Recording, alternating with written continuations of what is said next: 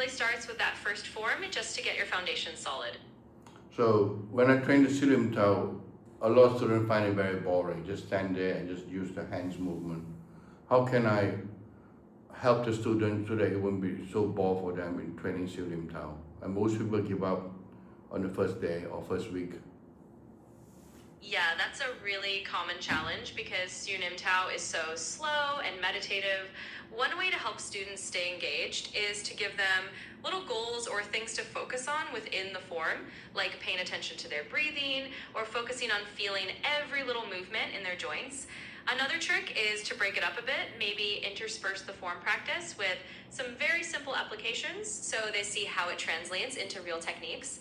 That way, it feels a bit more dynamic and they're less likely to get bored and give up. I see. So can we hasten the speed of training in Silim Tao instead of like months and months and months?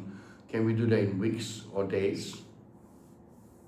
Yeah, I get where you're coming from. A lot of people want to speed it up because it can feel like a long process. While the traditional approach does take a good bit of time to really sink in, you can definitely make it a little more efficient. For example, you can have shorter, more focused sessions where you're really concentrating on quality rather than quantity, and maybe give them little milestones so they feel progress within a few weeks. You can definitely compress it a bit as long as you keep the key principles intact and make sure they're still getting that solid foundation. Should I add on some physical training like press up, sit up, and punching pad? Would that help you to motivate the student? Yeah, absolutely. Adding in some physical conditioning elements like push-ups, sit-ups, or some pad work can definitely make it more engaging for students.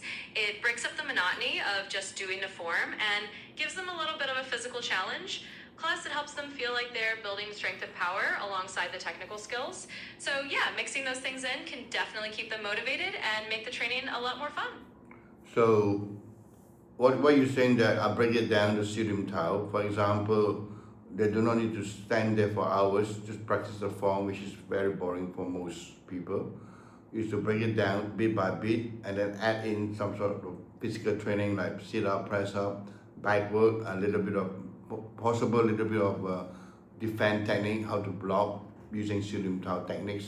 Is that what you're trying to say?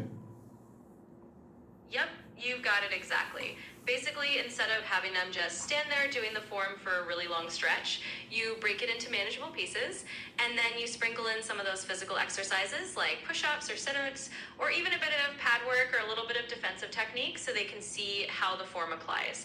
That way, it's more dynamic.